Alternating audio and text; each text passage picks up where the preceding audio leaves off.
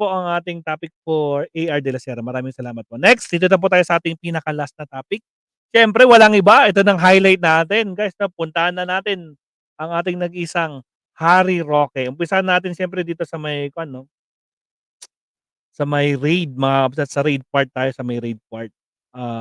Yun yung kanina na raid. Pero bago yung sa raid, mabsat, no? Di ba, kailan ba nilabas yung raid dito sa Benguet? I think that was 2 days ago. Di ba? So, nahuli yung dalawang national doon, foreigners. Foreign national. So, puntahan natin. Okay. Wait lang. Okay. Harry Roque, ikaw na. Next na. Last topic na tayo. Yaw. Sige. Larga. Salamat po, Ms. Nancy. Kinumpirma po ninyo na kasinungalingan ang sinabi ni Alice Go na wala siyang kinalaman sa Zunyuan at sa mga Pogo. So, salamat po mula sa chair at mula sa aming committee. Thank you po. Thank you. Sino pong nandito para sa Bureau of Immigration? Immigration. Sa BID? Yes. Good morning, Miss Chair. Good morning. Sorry, hindi ko makita yung nameplate ng attorney. I'm Attorney Homer Arellano po from the Bureau of Immigration. Salamat, Attorney Arellano. Nagkondukta po kayo ng raid nitong weekend last sa Friday. isang subdivision. Tuba Benguet. Malapit lang ako sa Baguio. Nag-raid po kayo ngayong weekend sa isang subdivision sa Tuba, Benguet. Pwede po bang may ulat tungkol sa raid na iyan sa komiteng ito? Halimbawa, bakit po kayo nag-raid? Sino ang nadatnan nyo? At sinong may-ari ng bahay na yon? Yawn. Ma'am, para po sa mas better discussion sa description, yung pong chief namin ng Intel Division ang mag-discuss po. Alright, please. Chief Intel, kumari pong lumapit kayo rito. Nakapag-sumpa po ba kayo kanina? Oh guys, nandito na tayo sa pinaka-climax. Ito na yung panghuling pandangal. Harry Roque. Nina? Alright, thank you, sir. Please take your seat. Uy, ayan na siya, oh. Ano pong buong pangalan nyo, sir? Good morning, Madam Chairperson, Your Honors, and good morning to this committee. Fortunato S. Manahan Jr., Madam Chairperson, Chief of the Intelligence Division. Chief Manahan? All right, thank you, sir.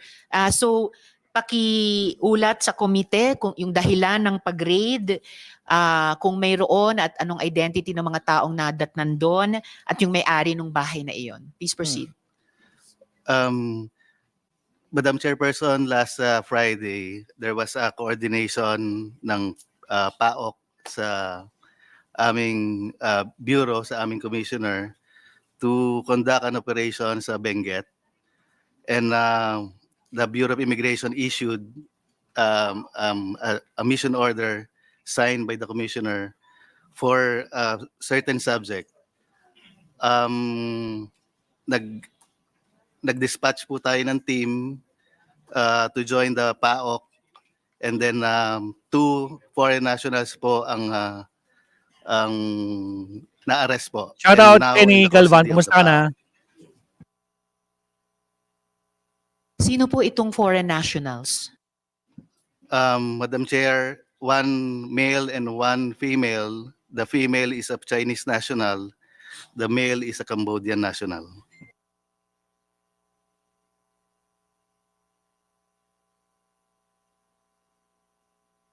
Okay. At ano yung specific na dahilan na nag-raid kayo doon? At ano yung kinalaman nitong dalawang nadatnan ninyo, kinustody ninyo, anong kinalaman nila doon sa dahilan ng pagpaparaid? Madam Chair, the information received through the coordination of PAOK, yung target subjects daw ho is involved sa Bamban raid a few months ago. May So connection. hindi lamang po involved sa Pogo in general, pero particular sa Pogo sa Bamban.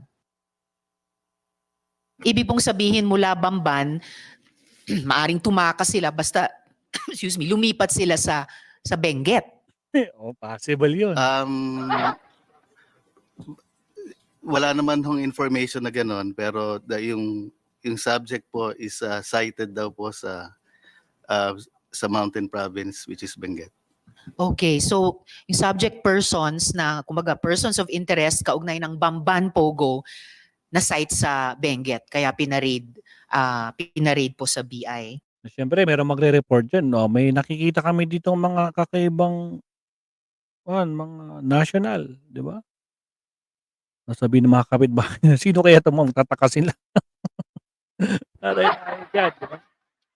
So magtataka talaga yung mga kapitbahay dyan nasa subdivision nila. Actually guys, na pinupuntahan ko din yan, no?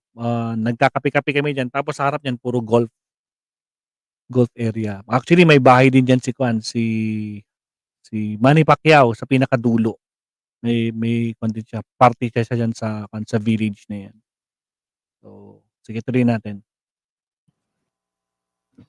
Together with the PAOK, Madam Chair. Yes, so BI and PAOK. And sinong may-ari ng bahay kung saan nadatnan yung Chinese woman at Cambodian man? Madam Chair, yung Bureau of Immigration po, wala hong personal knowledge dun sa name or ownership of the residents. We're just after the foreign nationals stated dun sa mission order issued. Oh. Bakit So sa sinabi sa mission news? order, paano dinescribe nung PAOK yung bahay na pinaparade sa inyo kasama nila? Wala hong information na naibigay sa amin. Only the name of the foreign national stated sa mission order, Madam Chair. Alright. May tanong si Is there- SP Is Pro there a Tem. representative from PAOK here present? Comsec, nandito ba ang PAOK?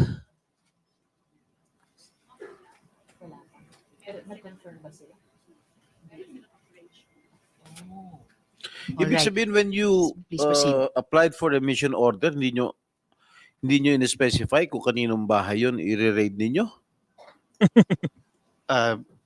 Yes, Madam Chairperson, Your Honor. We're just after the site and the name Didn't of the you subject. dare to ask who owns the house?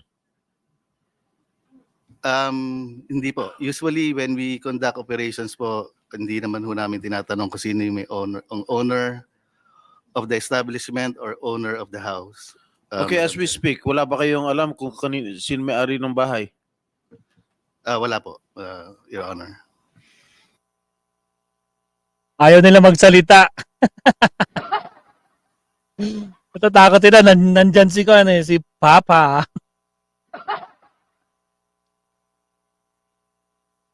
Di ba, magsasalita naman yan si Harry, mamaya i-explain niya. Kasi Ay, natin.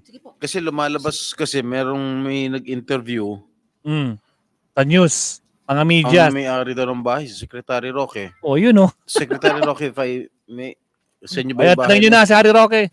Well, Attorney unang-una Roque. po, magandang umaga po kay Senate President Pro Tempore, kay Madam Chairperson, Senator Antiveros, and kay Senator Gatchalian, at sa lahat ng mga bisita rito.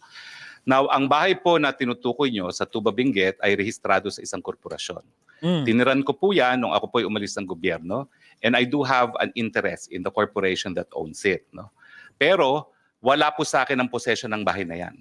Dahil as of January of 2024, yan po ay pinaupahan ng korporasyon at ang umuupa po ay isang Wang Yun na isang Chinese national na siya po ay pumirma sa contract of lease ay require siya na magpakita ng Alien Certificate of Registration at lumalabas po na siya ay holder ng isang 9G working visa. Meaning, she has a right to be in the Philippines. So ang rehistradong lessee po dyan, at yan ay rehistrado rin sa Homeowners Association ng Subdivision para sila ay makapasok, ay itong babae na isang Wan Yun. Kaya nga po, nung sinabi nila na sinalakay ang bahay ko at may mga wanted na mga pogo bosses doon, ako po'y talagang nag-conclude na meron talagang pilit na naninira sa akin. Gaya nung naunang release na ng PAGCOR na ako daw ay naglakad para sa lisensya ng isang illegal na pogo At matapos naman marinig ang testimonya ni Chairman Altenco, wala naman pong ganong sinabi. Attorney Mr. Roque, Altenco. wag muna po tayo dumako sa ibang issue. Dinidiretso na ni Atty. Roque na wala. Sige. Focus muna tayo sa tanong ni SP Pro Temp na may tanong din ako. Mamaya, dadako po tayo sa ibang mga issue pati yung nabanggit nyo. So let's please focus. Okay, so meron po akong interest sa korporasyon na may-ari ng bahay na yan. In fact, in the near future, I am concluding a transaction na kukunin ko yung buong korporasyon na may-ari ng bahay na yan. Now, pero ang ina-emphasize ko po, regardless of the ownership, there is a contract of lease which is duly notarized and which I will submit before this honorable body, which means na ang possession po dyan is in the hands of Ms. Wan Yu, who is a legal resident of the Philippines with an alien certificate of registration and in possession of a 9G working visa. Ang gusto ko nga po malaman, kung nakita nila doon sa bahay na yon, yung tao na hinahanap nila na allegedly may tie sa Banban. Dahil kung di naman po ako nagkakamali, again, as part of due diligence, yung isang lalaking nahuli dyan is the partner of the lessee, no? Si Mini magjowa yung dalawa dyan. Yung pangalan na nun. Basta yung pinakita natin kahapon na si Kwan. Teka lang, may picture ako dito. Ito si Kwan Myorun. Kwan Myorun, isang Cambodian. Tapos syempre yung Chinese daw, ito si Wang Keping. Sige, larga. Hindi ko naman po tinatanggi na may interest talaga ako dyan sa korporasyon na yan, albeit not 100% as of yet, pero magiging 100% na po yan. Now, yun nga po, yung lalaki, ang alam ko, is the partner of one yun, and alam nyo po, hanggang ngayon, meron akong katiwala doon. Kasi nga po, nais ko masigurado na May katiwala, may taga-bantay, may security, taga-monitor. Sana all. yung lessee will only use the premises for residential purposes, no? Dahil nung ako po ay nasa gobyerno pa, may mga nagrereklamo sa mga villages gaya ng multinational village na ginagawang pogo at 70 people at a time ang nasa residential homes. So nagtalaga pa ako ng caretaker para masigurado na wala pong ganyan, at ang caretaker's report naman ay talagang hanggang 3 tao lang ang nakatira ron. Ang question po is, yun nga po, kung yung lalaking nahuli ay siyang merong tie sa Banban, at dahil ang alam ko po, nag-due diligence din naman kami kung sino yung lalaking yon, partner yon nung aking lessee, but gentleman of lease. Guys, narinig nyo, partner yon ng aking lessee. Pabalikin nga natin. Meaning siya talaga yung may-ari. Wala pong ganyan, at ang caretaker's report naman ay talagang hanggang 3 tao lang ang nakatira ron. Ang question po is, yun nga po, kung yung lalaking nahuli ay siyang merong tie sa Banban, at dahil ang alam ko po, nag-due diligence din naman kami kung sino yung lalaking yon, partner yon nung aking lessee. You see? Partner yon ng aking lessee. So sa kanya talaga yun. Nadudulas pa rin si Harry Roque. Oh. But, gentleman of leisure po yun eh. Ang sinasabi nung aking katiwala, hindi naman umaalis ng bahay, golf lang ng golf kasi may golf course po dyan. At nang tinanong namin minsan, ano ba ang trabaho niya, sabi niya, he is a digital nomad, no?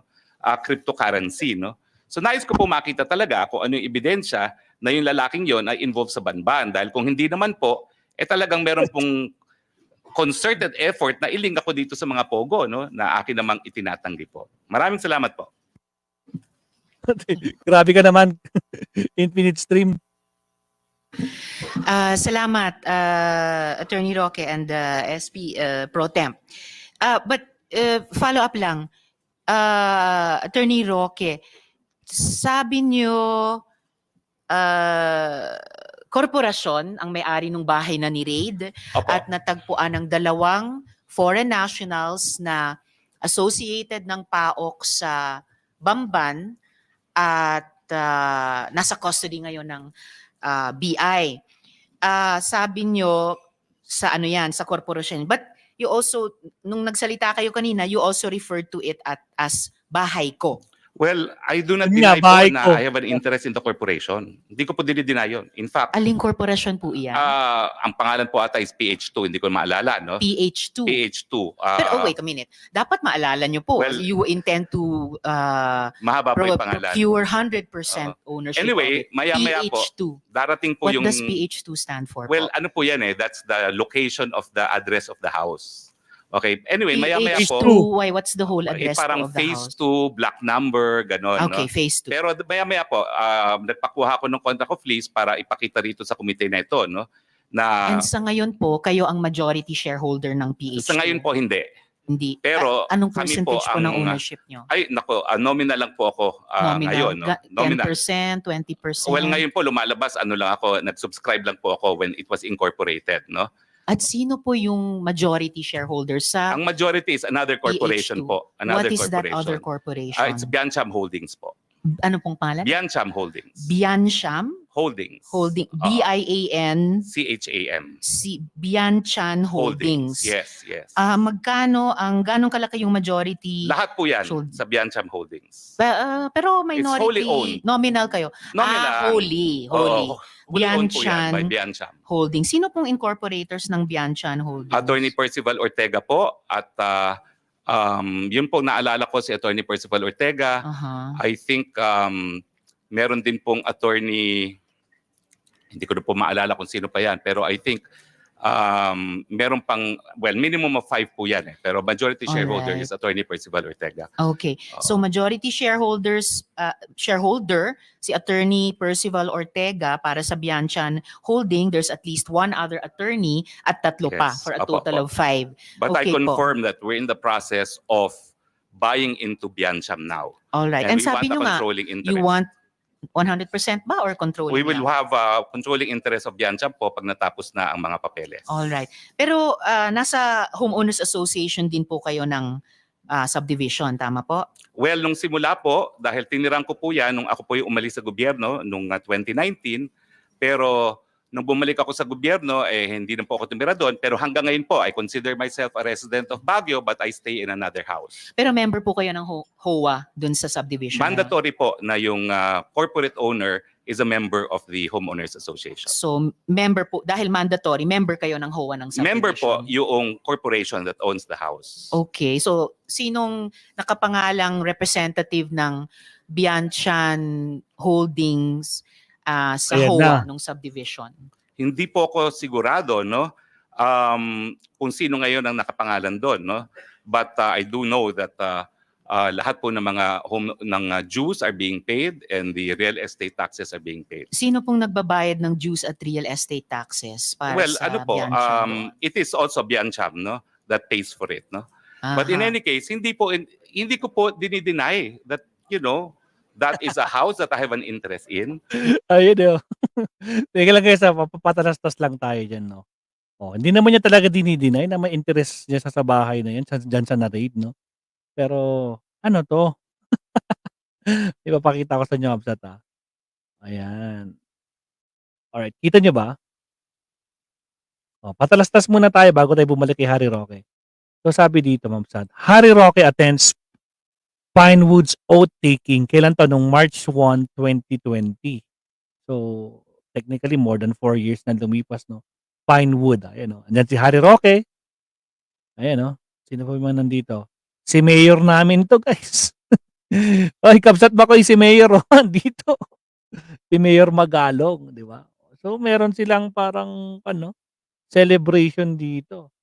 So, ito ay nangyari sa abogado.page.com. Siyempre, sabi dito, Abogado Harry Roque is present during the oath-taking of Pinewood Home Ownership Association.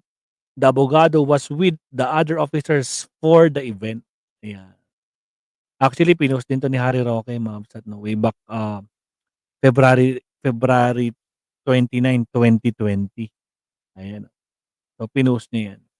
So, Roque spent few days in Baguio for various activities and the abogado also mentioned that Mayor Magalong graced the ceremony and even took a group photo with the officers. Nax, nag-active. O, di ba? So, legit talaga mga kabsat, no? My God, oh. So, matagal-tagal na rin palang si Harry Roque na nandiyan, no? Parte, 'di ba? Pero sinabi niya, 'di ba, pinaparenta na lang daw 'yan since nung January 2024. So, since nitong taon ito, eh, pinaparenta na daw ng itong sinasabi nga nilang humawak diyan na na gusto niyang makuha yung 100% share, 'di ba?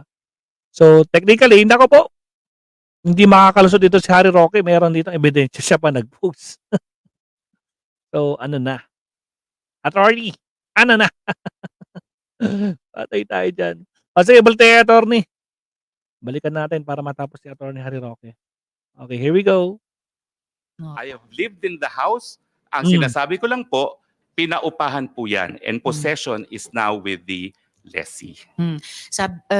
For the record, yung Bianchan Holdings, nabalita po dati na may partnership sa First Mariveles Holdings Corp o FBMHC na nag-apply for POGO license dati. Hindi po. Maaring, I deny it's, that. I deny that. You deny it. Okay. Yes, ang Well, we will ask application po the is proper... AFAB. Oo. It's the Freeport Authority of Ah, Ano, Bataan. gigil na Okay, si we Harry will ask Roque. With that. PAGCOR. All right, we will ask that sa present and possibly past PAGCOR chairs later. Wala po yung application at all with PAGCOR. Yes, well noted yung denial nyo. Itatanong. Pero POGO po siya. Hindi po. Hindi rin That's siya a POGO. real estate development company Real na estate. nag-apply po for accreditation sa AFAB pero hindi na po Okay. na-pursue. Okay, we will ask that of AFAB po. No. The chair will say who we will ask that from. We will ask that from PAGCOR, and if necessary, invite AFAB to the next hearing if necessary. Pero itatanong muna natin sa PAGCOR mamaya. So, attorney, wala po kayong possession ng bahay pero may supervision dahil may bantay po May kayo bantay doon. po. Okay po. May tagabantay. Alright, salamat. So just to continue with, salamat Attorney Roque. Just to continue with the BI, Attorney Arellano, no? Attorney Arellano. Okay. Sinabi po ng BI, Madam Chair. yes sir. Chief Yes sir. Fortunato Manahan po, Chief ng Intel. Oh, I'm so sorry. Yes. Opo. Sorry, sir. Salamat po. Nag-ulat po kayo sa komite namin tungkol sa raid nyo dun sa pinaraid na bahay. Pinaraid po ng PAOK na bahay sa Benguet. Do you wish to add anything else po para sa impormasyon ng komiteng ito tungkol sa raid na yon, yung mga yung dalawang taong nadatnan nyo doon na nasa custody nyo ngayon, and any other details about the house or the raid in general? Yes, Madam Chairperson. Just for the final clarification lang po na yung male and female, the two subjects, is under the custody of PAOK since Saturday po. Noted po. Thank I you. stand corrected. So Thank under custody ng PAOK, yung isang Chinese woman at isang Cambodian man. All right. Maraming salamat po, Chief Manahan. Thank you. Thank you, Madam Chairperson. Apo. So could we have Sir Attorney Arellano back for further questions for the BI?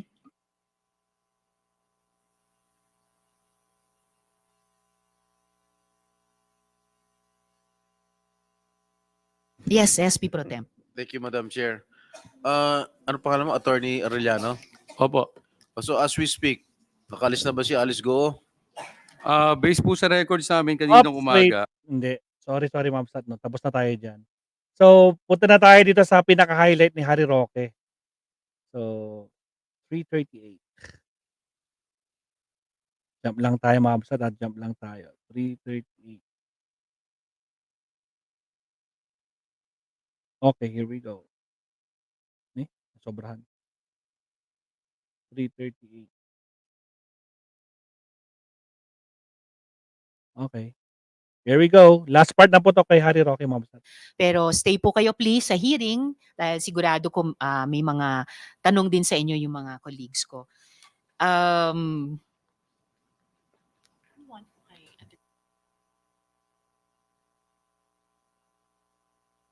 Alright, balikan ko po yung mga tanong ko kay Attorney Roque. Yes, Madam Chair. Yes, thank you. Alright. Climax, ma'am, at climax. So, Attorney Roque,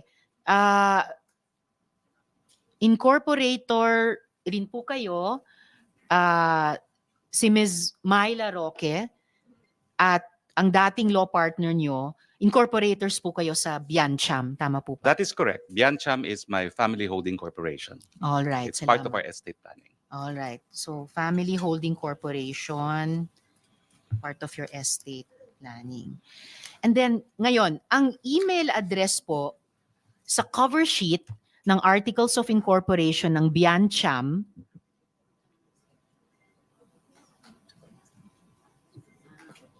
all right, so verbally i-redact ko na lang, hindi ko na lang babanggitin yung email address. So, isang observation sa kaninang pagtatanong, may layers ng ownership ang kumpanya, ang bahay, pero lumalabas na kayo rin ito. Well, I've never denied that, and that's why I said that I have an interest in that house. But it has to Yan na, o, di ba, booking? Sabi niya, my God, incorporated, pero sa kanya din lang pala. be emphasized.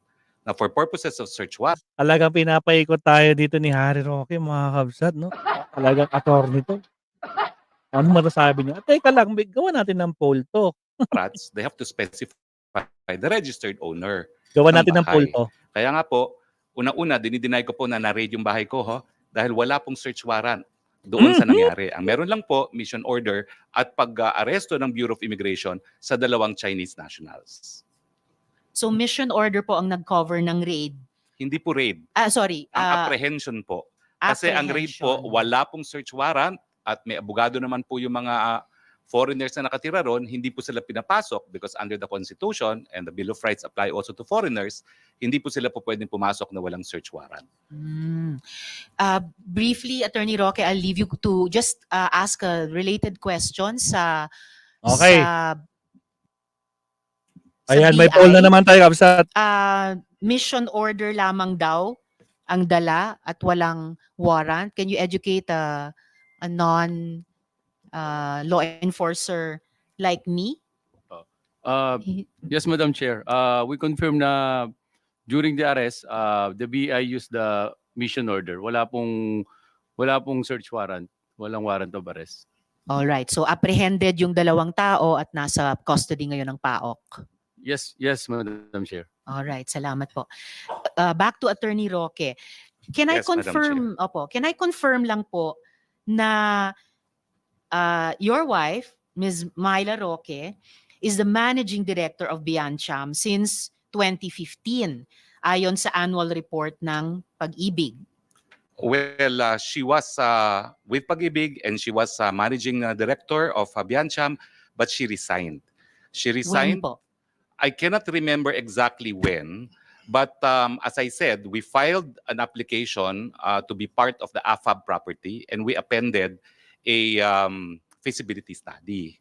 Meron pong malicious report sa media making it appear na yun ang kinikita na namin. E yan po ay feasibility study. Dahil requirement po yan ng AFAB kung kayo po ay mag-apply para maging kabahagi ng teritoryo ng AFAB. So dahil po doon, ayaw ng misis ko yung ganyang mga kontrobersiya, sabi po niya, I want out. At kaya nga po, ang nangyari po dyan, talagang nag-withdraw din kami dun sa project na yan because my wife said, I really want out. I want my privacy. No? At yan po ang dahilan kung bakit nagkaroon po ng change of ownership. At yan din po ang dahilan kung bakit recently, we are now taking moves to reclaim Biancham. No? Except that my wife really says, I want out. And that's also why we are contemplating even a separation of property para malinaw na hindi siya mai-involve sa aking mga business undertakings. The decision was So, confirm, mga kabsat, no? Talagang sa kanila yun. Yung Biancham na yan. Tapos sabi nilang hindi kanina. Nako po, patay ka dyan, attorney. Sige, o yan, nakon ko tuloy. Napaamin. made also because we had business reversals in a solar project kung saan dun ko po iniinganyo yung Whirlwind company, no? And we lost a substantial amount of money in that business transaction. All right.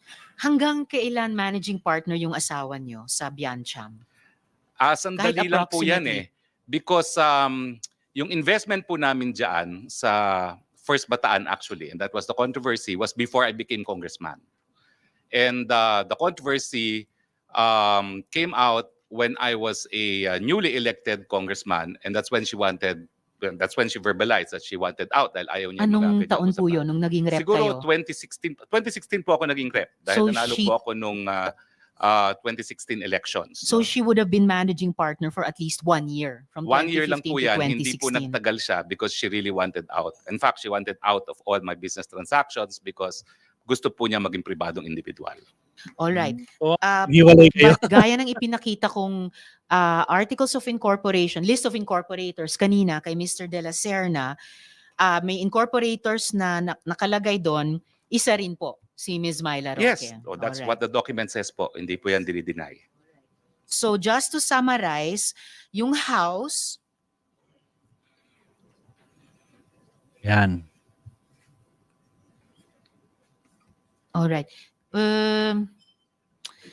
Okay, before I summarize, regarding yung pinaplano yung takeover sa Biancham, so ibig sabihin ba, bibilihin nyo yung shares ni AR?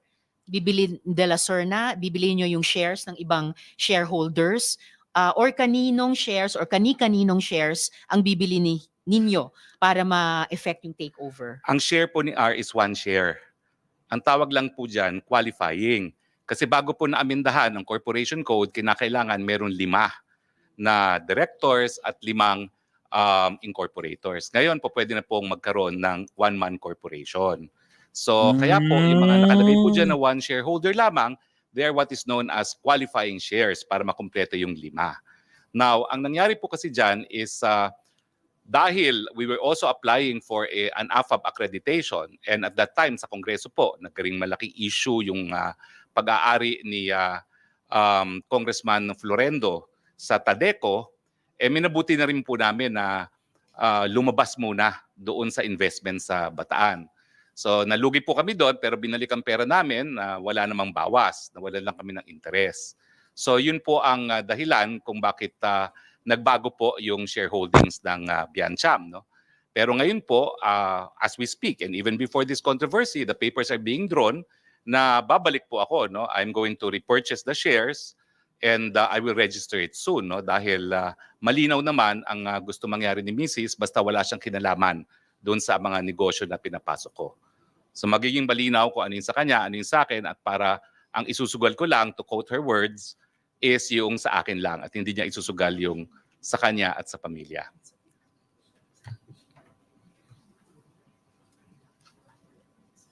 Galing niya, attorney. Palakpakan nga natin. So, ibig sabihin po, i-buy out nyo sina Mr. De La Serna at yung iba pang shareholders para maging one-person corporation na yung Biancham sa inyo na po. Well, actually, napirmahan na po nila lahat ang mga dokumento, no, papunta sa akin, pero hindi pa po kami nagdonotaryo kasi inaayos pa, no. So, hindi naman po one-man corporation yan dahil sa totoo lang, kukuha rin po ako ng mga partners. So, magkakaroon din po kami ng reallocation pero mangyayari po ay babalik talaga po ako dyan. So just to summarize, yung bahay na naging subject ng Wait. mission order para ma-apprehend yung 2 tao na associated sa Pogo Hub sa Bamban, that house is owned by PH2. PH2 is owned by Biancham, and your wife was managing director for about a year of Biancham. Yes po. All Yes. right. So we will just do more research on that. And because it is owned by PH2, Madam Chair, corporation under the laws approved by Congress have separate personalities from the individuals constituting the corporation. Sige po. So those are my questions. No, sorry.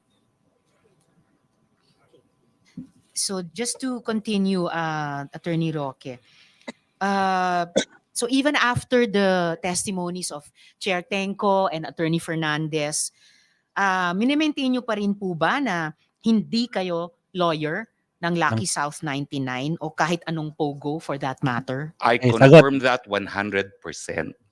And the reason po is, dala-dala ko po ngayon ng mga dokumento. Alam niyo po, ang attorney-client relations, kinakailangan po yan magkasundo ang partido because it is the highest fiduciary relationship. Kaya nga po yung tinatawag na attorney-client privilege, biski dito po sa Kongreso, hindi nyo mapapakontep kapag na-invoke yung attorney-client privilege. At sa totoo lang Within po, certain limitations, of course. at sa totoo lang po, sana kinuha po ako ng Lucky Star na abogado. Bakit po? Dahil yung raid sa PORAC, unconstitutional po yan.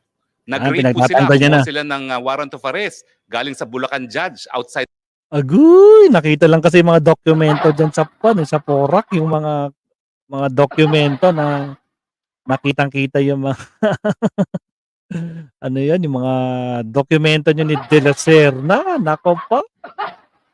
Diba? Yung appointment papers, tapos yung pag-finance mo sa kanya sa inyong pagta-travel. Diba? O, diba? Talagang si attorney, gigil. of jurisdiction. Excuse me, sige. Well, Hindi natin Ano na po? ini-investiga yung raid. We are yes, investigating yes the ma'am, but I'm POGO. just saying So, kasi, please just make your yeah, answer mabilis to lang po. this short kasi it Yes. was actually just a yes or no Ma'am, question. but ma'am, let us be fair because you have been insinuating I am a lawyer for Lucky South. That is why Excuse me, the chair Yan has na. not been insinuating anything. The chair and the members of the committee have been asking questions based on the testimonies, sworn testimonies of PAGCOR Chair Tenco, Attorney Fernandez of PAGCOR, and other resource persons. So the resource person will not impute any insinuation to the chair. Will please just answer the questions. The chair Okay, has given the, the- resource person Your Honor, leeway then to answer in the the questions. interest So of please answer fairness, properly. may I be allowed to dispute then the statement of Hindi the prior decision resource persons? We will get to that in the Okay, course so of the question questioning of again, the Madam Chair, is Do you maintain na hindi kayo abogado ng Lucky South 99 or any POGO for that matter? I maintain as an officer of the courts and under oath before the Senate of the Republic of the Philippines that I have never acted as legal counsel for Lucky South 99 or for any other POGO. All right. Pero Pero bakit nilaglag ka kanina ni Kwan? Ni Pogi? Diba? Ikaw daw yung lawyer. Sino ba talagang nagsasabi ng totoo sa inyong dalawa? O sige na nga lang, go. tama naman pong totoo na nakipag-meeting kayo sa PAGCOR tungkol sa POGO sa PORAC. Yes or no Totoo lang po yun, nakipag-meeting Okay. ako, but as I said, ang aking kasama po ay kakilala ko bilang Whirlwind Corporate Secretary and I have documents in my possession which I would like to submit now to the Senate. Yes. Kumbaga dinideny niya na wala siyang kaalam-alam na connected yan sa Pogo. Yun yung gusto niyang palabas, di ba? Ano naman yan. Sige nga, attorney, sige, larga. Sa iba Please po do yung that. usap-usapan Thank you. lang, iba kapag notaryadong dokumento. Okay. And definitely, yung pagtestimonya ng ibang mga resource persons ay hindi rin lamang usap-usapan at may mga sinasubmit ding dokumento. Otherwise, the committee would not bother inviting them again and again to Madam, hearings. Excuse me. I just like to ask the next question.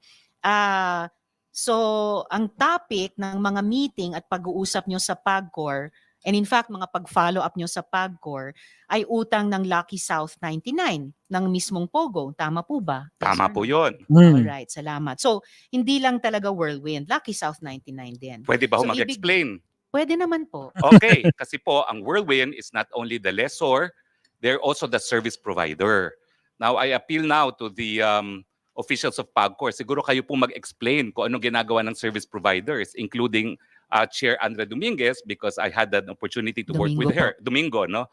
Ang service providers po, sila talaga ang nagbibigay ng lahat na kinakailangan ng mga POGO operators kasi POGO operators po, lahat yan Chino. Hindi po yan nag-i-Ingles. Kaya nga po meron silang mga representative sa PAGCOR. Dahil sila mismo, they have no ability to communicate dahil nag-establish na nga sila ng mga independent POGO hubs. So ang pagkakaintindi ko po talaga, trabaho po ng service provider na magbigay ng serbisyo sa kanilang mga kliyente. All right, attorney, salamat. The committee will ask further questions sa PAGCOR. Balik na lang po tayo dito sa Lucky South at PAGCOR, no? Ang sabi po nyo, you did not authorize the use of your name in the organizational chart.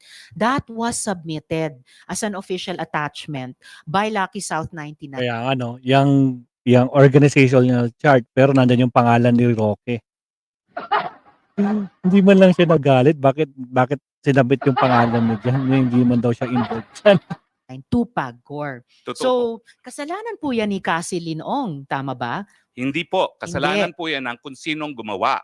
Sino? Dahil Yan, sinong gumawa? wala gumawa? naman pong establishment. Gumawa po niyan Lucky South dahil Yes, sila po nag-a-apply. na si Cassie Linong ang isang ano doon. Wala po Ang pa boss tayong doon. ebidensya na nagpapakita kung sino nag-submit talaga ng mga dokumento, but PAGCOR can confirm kung sino talaga nag-submit ng mga dokumentong yan. Okay, we will ask Pero- PAGCOR that again later. We asked them before. Basta ang malinaw po sa komite ay yung organizational chart na yan na may drawing, may box, na legal, na nandun yung pangalan nyo, was one of the official attachments sa submissions ng Lucky South 99 sa PAGCOR. And sabi nyo nga, ang tawag nito, yung obligasyon ng Pogo na Lucky Star sa PAGCOR ang pinag-uusapan ninyo sa PAGCOR.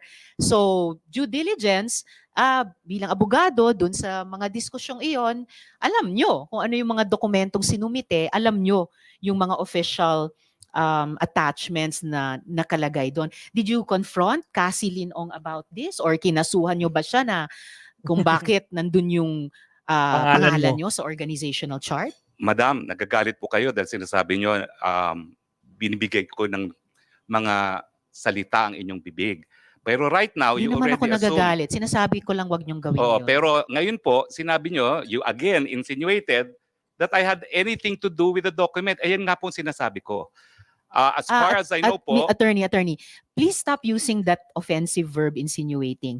I am a very plain speaker. Okay, I'm Pwede sorry. nyo lang, it's all right. Pwede Okay. nyo lang sabihin mali yung fact na Mali po. sinasite, tinatanggi Oo. nyo yung sinabi ng ibang resource person.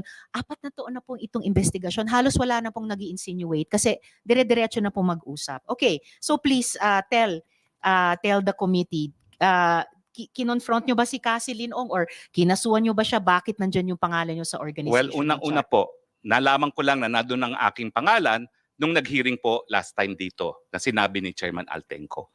Pero bilang abogado and naging professor ng constitutional law, I'm familiar with the rules of the Senate. And the Senate says that in proving facts, the rules of court apply in the suppletory character. I don't need to argue with you about Opo, that, attorney. pero But you ang don't need sinasabi to, ko lang po- excuse me, sandali po. Yan You na. don't need to tell the committee what the rules of the Senate Well, are. I'm just Please citing just po. answer our question. You don't My need to answer cite, po it's not is necessary. That document is only evidence of its existence.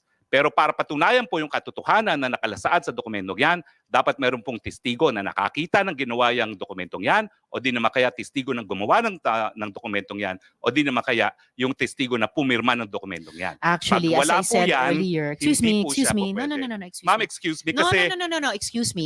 Ay, grabe. Gigil na gigil yung Harry Roque, oh. Nako po, may nakakalimutan nata siya dito. Hindi niya naginalang si Senator Ontiveros as chairperson dito sa committee to. Nako po. Dire-diretso si Harry Roque, ayaw magpapigil, no? Talagang gigil, parang nagva-vlog lang. Attorney, relax. Ha? Ang inaabangan namin sa iyo, Attorney Harry Roque, yung pangako mo, di ba? Asan na yung ibubulgar mong hari at reyna ng Pogo? Di ba? Diba? Tingnan natin yung anong labas ng ating tally. May tiwala ka ba kay Harry Roque? O sa mga sinasabi ni Harry Roque? Ang nagsabing wala kaming tiwala, 100%. Aray ko, pag sakit nito. Patay tayo. Ikaw, Ma'am Lori, di ka rin naniniwala kay Harry Roque? O, sige, tuloy natin to. Ito na, nagbangayan na sila. Excuse me, Attorney Roque. I'm sorry, madam, but I am Yes, a it's all resource right. person Yes, invited you are. I Wait, was wait. asked Let me to finish. answer. Yes, you Hindi ko already po Wala na, ayaw magpapigil ni Harry Roque. Gigil na, kumbaga yung tension ng kanyang galit, talagang bugso. Ayun eh. Patay tayo dito. Ito na yung pinaka-climax eh. Answered in Tindihan, excess. kapag gusto nyo Sandali akong po. tumigil, papatigil nyo ako kapag ako nag-explain. I Yes. thought we were engaged in the Attorney. search for the truth. Oh, definitely we are. Attorney Roque, what I am Chair, saying, yes, and Sherwin. Ito. Nako po, ito na. Nako po, kinabahan dito si Harry Roque, guys. Magsasalita na si Senator Gatchalian. Nako po. Sige, pasok. Pasok. Attorney Roque, please be reminded to respect the chairperson. I'm very respectful, Madam Chair. Paano respectful na nagsasalita siya, sinasabayan mo siya? I Boom. apologize. Ayan, no? O, paano na siya respectful? Sinasabayan niya si... Patay ka ngayon, Harry Roque. Nawala yung tapang niya kay, no? Kay Senator Gatchalian. Nako po. Senator Gatchalian. Yan, no? Yan, nagpakumbaba na siya. Oo. Ganun pa yun. Sorry. Apologize. Patay tayo dyan. Sige, relax lang kasi, attorney. Masyado kang na high blood. Relax lang. Sige, tuloy. One more, I and apologize. I will cite you in contempt. Patay. Oh. Nako, yan na. Masasite in contempt na si Harimau. Paano ba yan, mga kapsat? Patay tayo dyan. Nako po, mag-ingat ka na, attorney. Binalaan ka na ni Senator Gatchalian, ha? One more. Masasite in contempt ka. Parang pa lang, no? Parang ang pangalan nito, si Morales. Okay, largo tayo. And if you disrespect the chairperson, we'll be compelled to cite you in contempt. I understand and I Mm. apologize. Mo naman Your Honor. sabayan siya, nagsasalita siya, siya ang chairperson. Okay, Your Honor. I understand. I apologize. Salamat, Sen Sherwin. Tingnan niyo yung mukha ni Senator tuloy. Tingnan niyo yung mukha ni Harry Roque pagkatapos ng ano. Salamat, Ayun, oh. Harry Roque. Behave. Tingnan niyo, oh. Sen Sherwin. At salamat, Attorney Roque, sa apology niyo kay Sen Sherwin. Hala, bakit apology lang kay Senator Gatchalian? Dapat sa'yo mismo. Sige, tuloy na natin to. All I'm saying is there is no need for any resource person to cite the rules of the Senate to a Senate committee. Tuturuan mo ang mga senador, kaya nga senador sila, di ba? Malamang tinuro na sa kanila, parang nga si di ba? Si Senator Bongo, Senator Bato, Senator, yung mga first time na naging senador, di ba? Tinuruan sila ano yung mga rules, ano yung mga policy na dapat nilang malaman as a senator sa ginagawa nilang pandinig. Hindi mo kailangang i-lecture kasi alam na nila yan. Ano yun, binabastos mo sila, hindi nila alam yung pinagagawa nila. Patay naman tayo. Attorney, sige na nga lang. Sige, tuloy natin to. We know that. So please Alam nila yung policy. We know that. Meaning, alam talaga nila yung policy. Hindi mo na kailangang i-lecture pa. Ayan tuloy. Muntik ka nang makontempt. just answer the questions which are being asked of each resource person at length with an embarrassment of time para masagot nyo yung mga tanong. But please stick to the topics and do not lecture a Senate committee about the rules of the Senate. Huwag niyong i-lecture. Masampal ka tuloy. Kita niya, sintapang niya. Babayad-bayad na. Nagkonting, isa pa daw. Makokontempt na. Committee. We know that. We correct ourselves kapag lumalabag kami doon. So, I suppose your answer is hindi kayo nagreklamo kay Cassie Leong at hindi nyo siya kinasuhan kung bakit nandun yung pangalan nyo sa chart.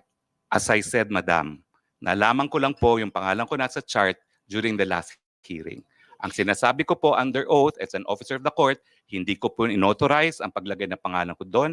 Wala pong kinalaman sa paggawa ng dokumentong yan. Hindi mo pala inauthorize. Bakit hindi mo kinasuhan?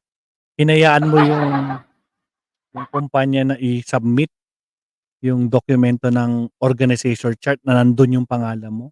Organizational chart yan, di ba? Tapos, alam mo nandyan na yung pangalan. Wala kang ginawa?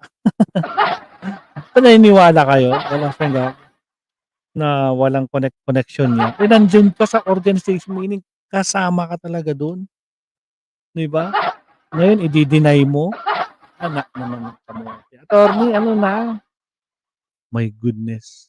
Oh, gano'n ba tayo kahaba tayo naka-live? Oh, almost 2 hours 45 minutes. Uy, magti 3 hours na pala tayo.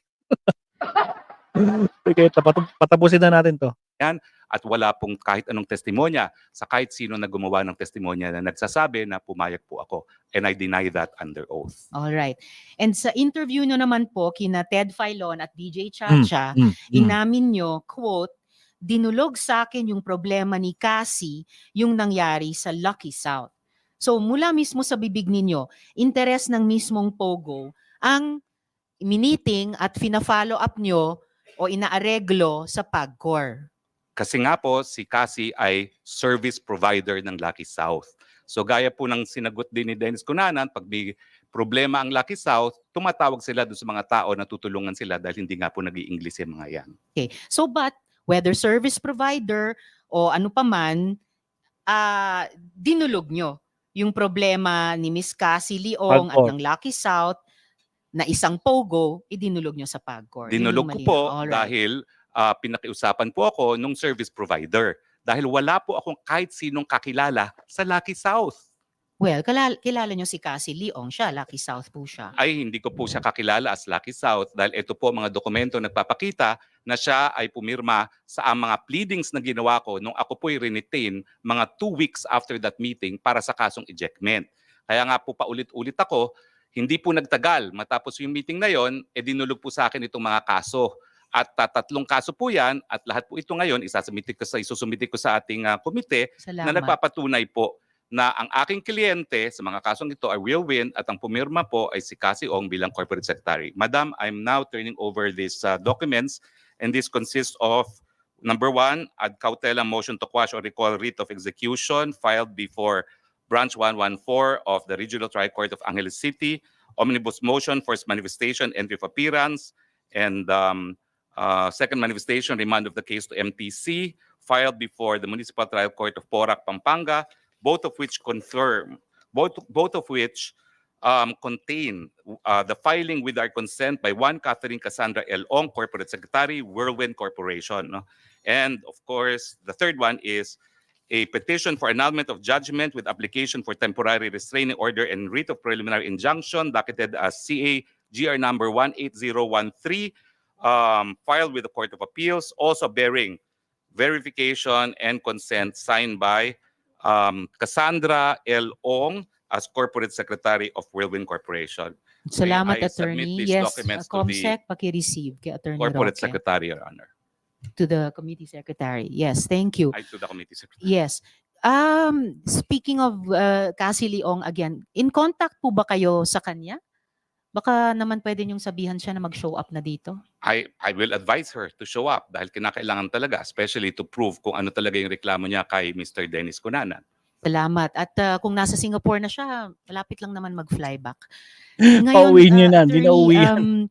Lucky South has had issues of criminality and illegal activity since 2021 and yet pinacilitate nyo itong problem-solving session sa PAGCOR. Bakit Ma'am, po? ang totoo po dyan ay, again, PAGCOR should be the one to clarify this.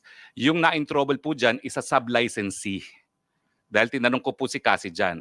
Yung panahon po na meron pang sub-licensee at mother's title po, mother license ang Lucky South, ang na-in-trouble po dyan ay hindi po doon sa Porac. Doon po siya sa Friendship Highway. So it is a Saan po yun? sub-licensee. Anong pangalan at ang Friendship saan? Highway po ay, it's also in Angeles City, no? Not in Porac anymore. Pero yan pong na-raid is not the Porac facility. It is a different location, a sub-licensee of Lucky Ano South. pong pangalan ng sub-licensee? Ay pareho naman po lahat yan eh. And the PAGCOR officials can confirm this. So it's also Um, Lucky South 99? Well, because ginagamit po nila yung lisensya dahil nung unang panahon, allowed po ang mga sub-licensee at nandiyan naman po ang past and present leadership ng PAGCOR. Kaya hindi po naapektuhan ang operation ng Lucky South dahil na-establish naman na hindi po yung Lucky South na nag-ooperate sa Porac ang may pagkakasala dun sa raid na yon. Well, definitely the committee will get back to the current PAGCOR chair dahil napaka-unequivocal yung pagkasabi na Lucky South 99 mismo ang may problema. Okay, so attorney, so ayaw nyo mang amining abogado kayo ng Pogo, malinaw na abogado naman kayo ng taga-areglo ng Pogo. So, Pwede bukod naman pa po dyan, yun. excuse me attorney, sandali po. Bukod pa dyan, ang pag-areglong ginawa nyo sa PAGCOR, nangyari noong 2023. Pero gaya ng nabanggit ko kanina, noong 2022 pa lang, ni-raid na ang Lucky South 99 dahil sa human trafficking. At hindi po Aray. isang sub-licensee ng Lucky South sa Friendship Highway o kahit saan pa man, but yung Lucky South dun sa Porac. Ito po ang tanong ko, sa kabila ng lahat ng yan, at kahit alam yung trabaho ng Whirlwind, no? Whirlwind na protektahan ang interes ng Pogong may track record ng kriminalidad, pumayag pa rin kayong maging abogado nila. Tama po ba? Tama po yun kasi wala naman akong nalaman na merong raid noong 2021. Kasi na-meet ko na lang po sila tapos na ang eleksyon. Na-meet ko na sila nung bumalik na ako sa aking private practice 2022 at hindi ko naman sinusubaybayan kung sino talaga yung mga na-raid ng 2021. At ang pagkakaalam ko po, sila ay Whirlwind kasi nga po 2 weeks after our meeting, lahat ng dokumento na pinirmahan nila kung saan nila ako retain as lawyer ay sa ngalan po ng Whirlwind. Again, fully documented po yan. So pero ang nasa likod ng isip ko kasi yung pagpulong nyo ni Cassie Leong ng Lucky South 99 sa PAGCOR. So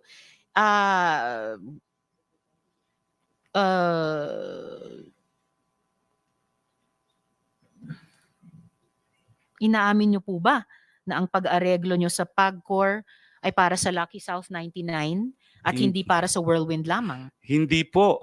Ang aking tinulungan po ay Whirlwind. Kasi noong nga panahon po yan, hindi ko nga po kakilalang Whirlwind bilang isang kliyente.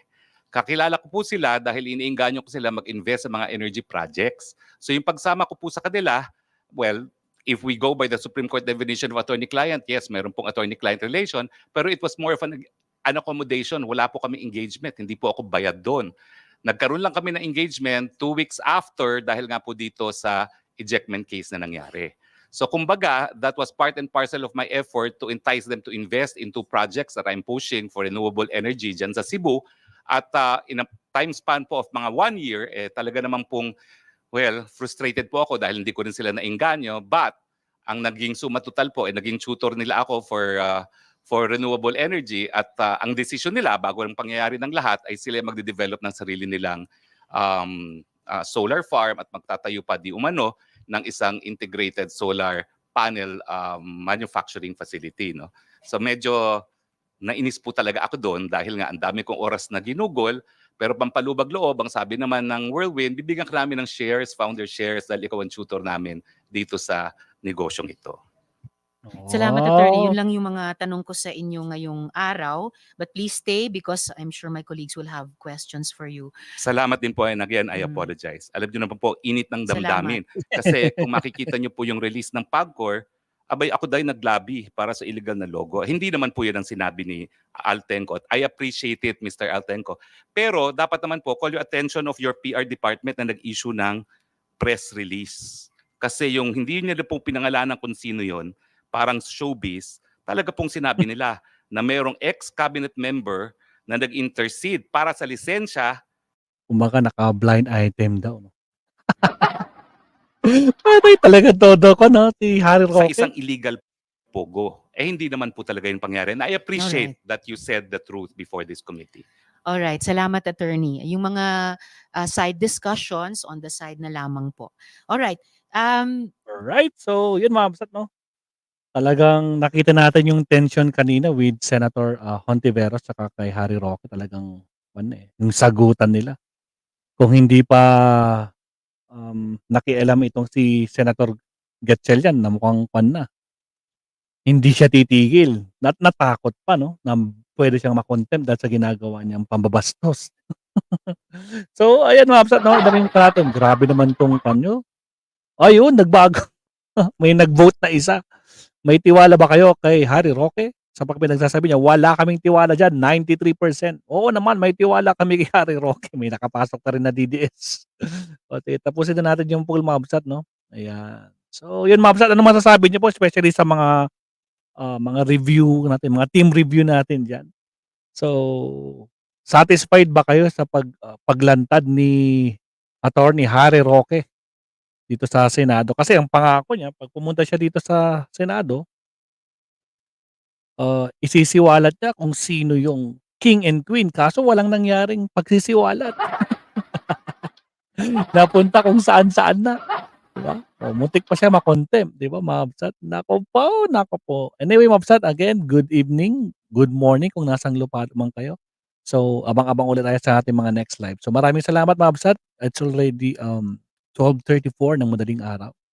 So, thank you po sa mga naiwan sa ating mga live viewers saka sa mga ating mga team review diyan. Anong masasabi niyo dito sa ating Harry Roque? Salamat, Mabsat. Maestro Paul is signing off. Good night. Paalam po. Bye-bye. Thank you po. Salamat sa lahat.